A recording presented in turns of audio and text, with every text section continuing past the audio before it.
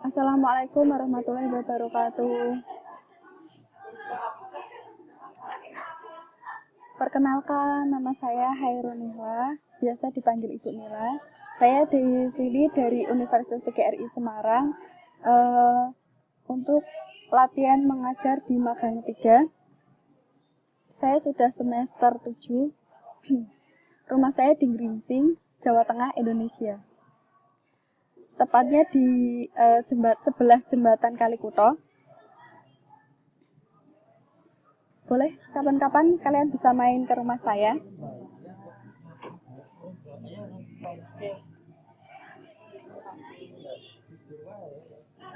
Halo, apa kabar kalian semua? Selamat pagi ya. Semoga kalian baik-baik saja, jaga kesehatan kalian. Salam untuk ibu dan bapak kalian ya di rumah.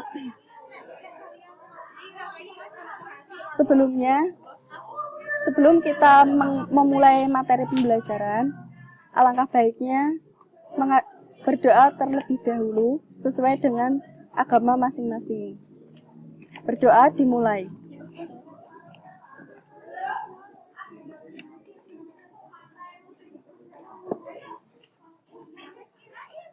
Saya ingin bertanya kepada kalian, ada yang tahu tentang mengonstruksi teks ceramah itu apa? Soalnya kita di sini materi pembelajaran mengenai teks ceramah. Ada yang tahu tentang itu?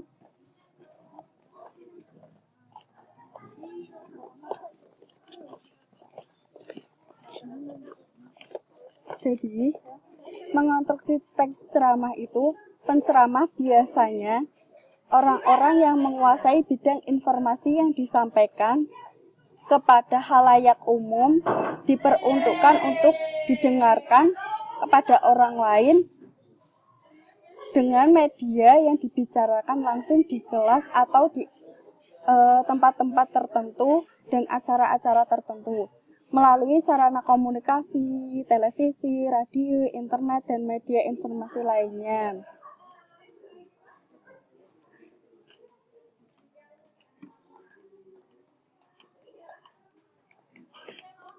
Baiklah, mengonstruksi teks ceramah, kebahasaan, dan menggunakan struktur kebahasaan yang tepat, menyusun atau membuat paparan lisan yang berisi gagasan yang disampaikan kepada orang lain atau khalayak umum mengenai suatu hal pengetahuan untuk berceramah, menulis materi atau topik yang akan dibahas, membuat para pendengar tertarik. Jadi gini, gagasan yang akan disampaikan kepada orang lain biasanya bicara mengungkapkan yang berisi penyampaian suatu informasi atau pengetahuan tentang sesuatu hal atau peristiwa yang terjadi pada masa sekarang.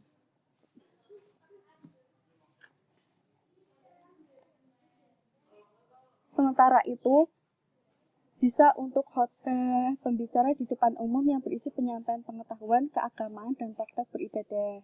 Ajakan-ajakan untuk memperkuat keimanan dan pendengarannya. Ceramah itu bersifat umum atau khusus.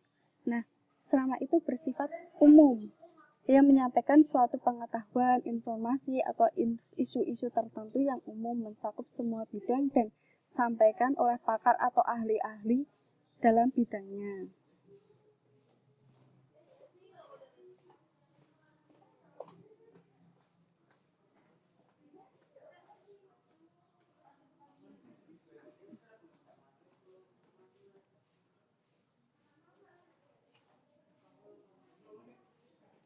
Ide pokok dalam gagasan mengonstruksi teks ceramah itu dibicarakan di berbagai media mengenai sesuatu hal atau informasi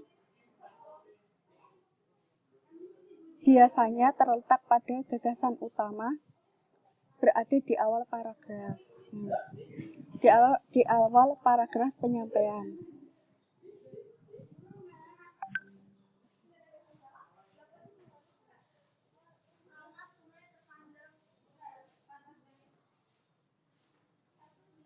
Gagasan pokok informasi itu ada persuasi, informasi, dan rekonstruksi.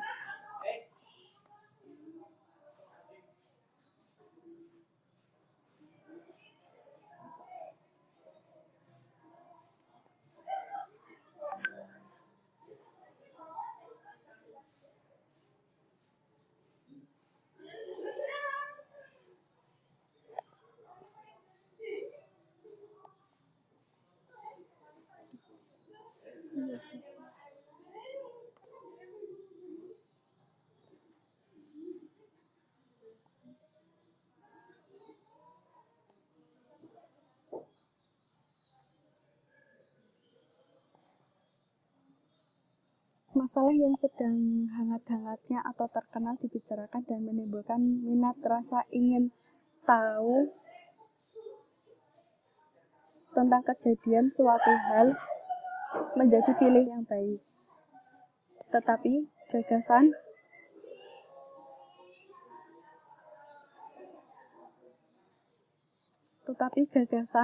dapat diterima pendengar dengan struktur kebahasaan yang sesuai dengan gaya bahasa yang santun, supaya materi ceramah tidak bertafsir ganda dan pendengar dapat memahami isi pokok pembahasan penceramah. Jadi, masalah yang dapat disampaikan oleh penceramah itu tentang sesuatu hal atau peristiwa yang sedang terjadi. Tentang pengetahuan umum juga bisa, sesuai dengan kebahasaan dan gaya bahasa yang santun dan kaidah dari EYD, ejaan bahasa yang disempurnakan. Mengonstruksi ceramah membuat kerangka permasalahan yang akan dibahas dalam mengembangkan kerangka ceramah menjadi naskah yang utuh dan lengkap sesuai dengan struktur kebahasaan. Gagasan pokok yang dipaparkan dalam ceramah, tema yang aktual sesuai dengan permasalahan yang ada, yang akan disampaikan pembicara secara informatif, persuasif, dan rekreatif.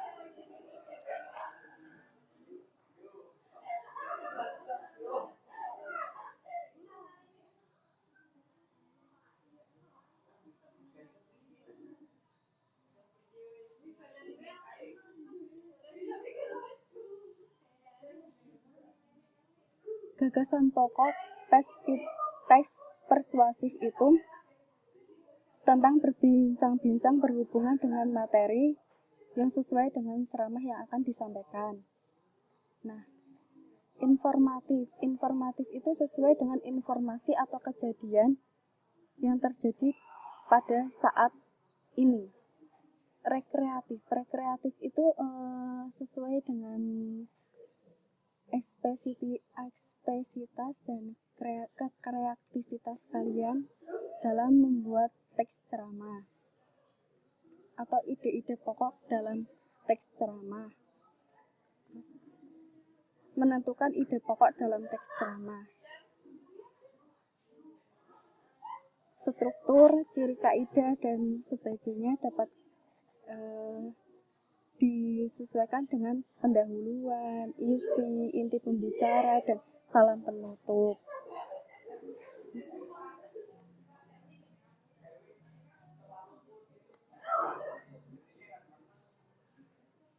Membuat sebuah kerangka ceramah dengan memperhatikan teks ceramah sesuai dengan yang dapat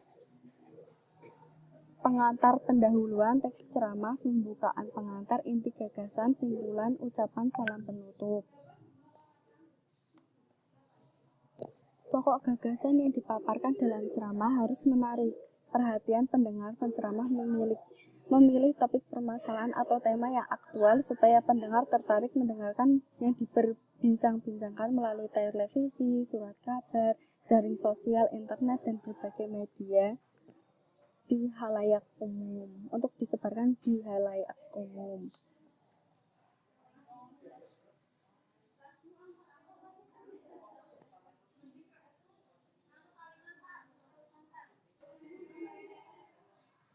Di samping itu,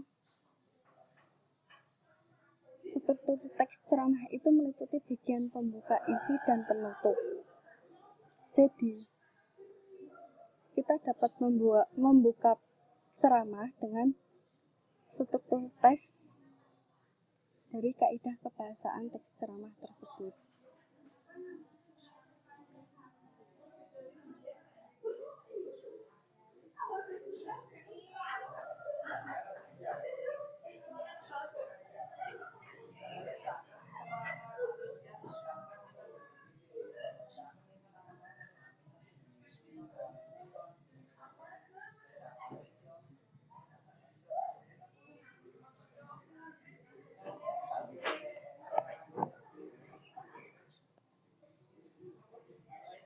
Unsur-unsur teks ceramah itu penceramah adalah orang yang melakukan kegiatan ceramah.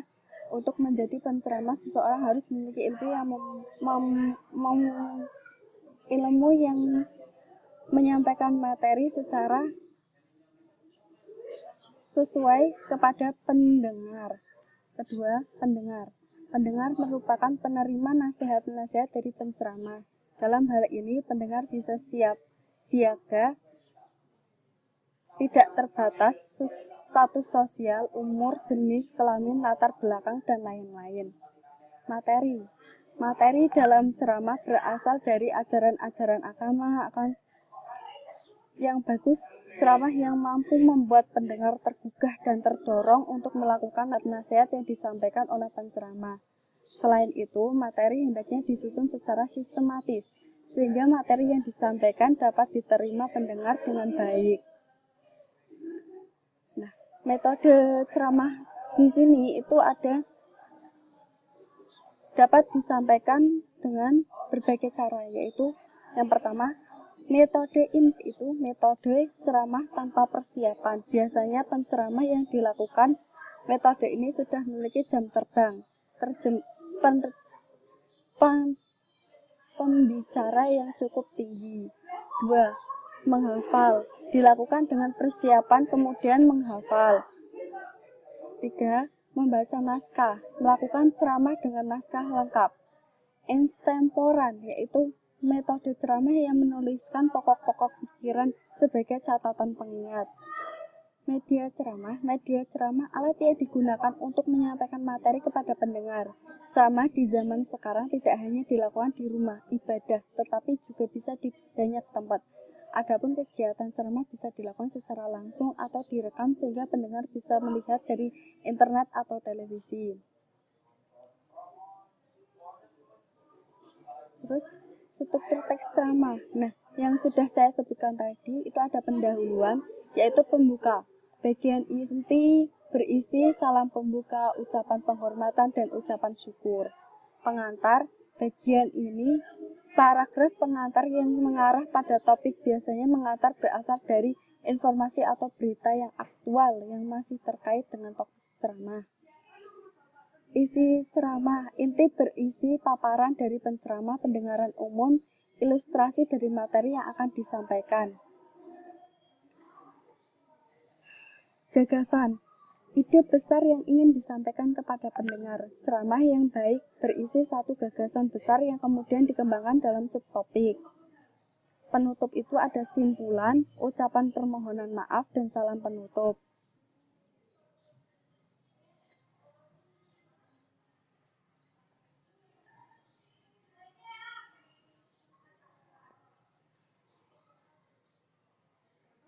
Ceramah itu dilakukan dengan maksud untuk mengajak khalayak ramai atau khalayak umum untuk melakukan ajakan nasihat atau petuah yang disampaikan oleh penceramah. Hal ini karena ceramah bersifat naratif.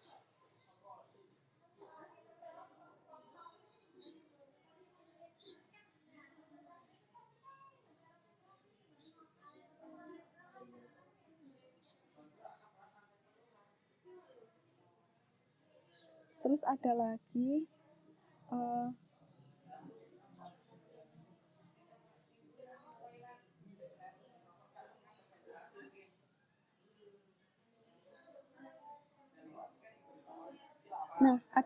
pembuka di sini itu juga